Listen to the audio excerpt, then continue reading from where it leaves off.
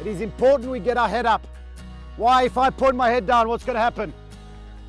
All your power is going to go down, okay, and you're going to hurt yourself. While we recognise that injuries do occur in contact sports, injuries actually occur in everyday life, and they're often more frequent and more serious in those activities. And I really do believe that where rugby is coached well, it's refereed well, and it's played within the ethos and the laws and the values of the game, I think it's a great sport, and I think the benefits far outweigh the risks. So the Headcase programme, which has now been running for nearly 3 years, is recognised in the UK as the leading concussion awareness and education resource in sport. It's been adopted by many other sports, and recently we had it reviewed by a panel of experts, and it's been the framework for national guidance in the education sector in England. This was supported by the Department for Health and the Department for Education.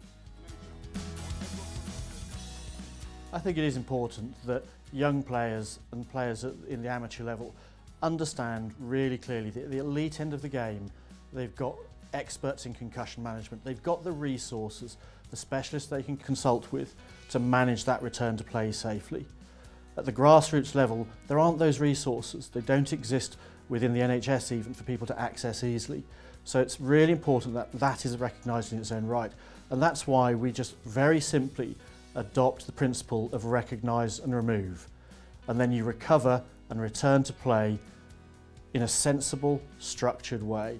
And for children, it's a minimum of 23 days from the date of injury to when they can return safely. But they must be symptom-free, and they must have completed the graduated return to play protocol. I think the Mike Brown case is a really good example to the community game and highlights the fact that even at the top end of the game, players need to be honest, as Mike was, and he's been very clear about that, that in the past he may have tried to hide his symptoms and carry on. That's a really good example of the cultural change within the game. You know, when you've got elite athletes who've got important games coming up, but they still recognise the seriousness of the concussion, will put their hand up and say, I'm not right. I'm not ready to return to play yet, and I need to extend my return to play in my rest period for as long as necessary for me to recover fully, because it's for my long-term health.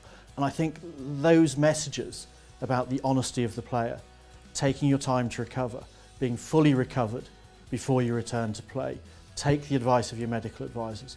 I think there's so many good messages in that case. Looking back on it now, it was obviously massively important for me. Firstly, to know the symptoms, to know how important it is to be honest, the consequences of not being honest, and then to know that I'd have the correct care if I was honest. And then having that honesty from the RFU medical team of how they're going to look after me and what I needed to do.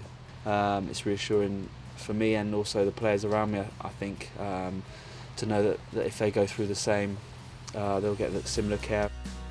If you speak to schools coming into our All Schools programme and you speak to headmasters of established rugby schools, there's definitely a much better awareness of concussion and how it should be managed.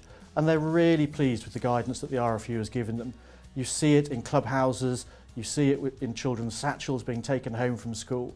And this is what we want. It's about raising awareness. It's a big challenge. I mean, this is a big population we're trying to get this information to across, but we're trying to step up to that challenge. We strive always to manage concussion with the best available evidence that we've got. If you have any suspicion at all that one of the athletes under your care has potentially received a concussive head injury, sit them out, get it properly assessed and make sure they go through a proper process before they return to play. We all have a responsibility to make the management of concussion better across the game, but actually wider than that, across everyday life.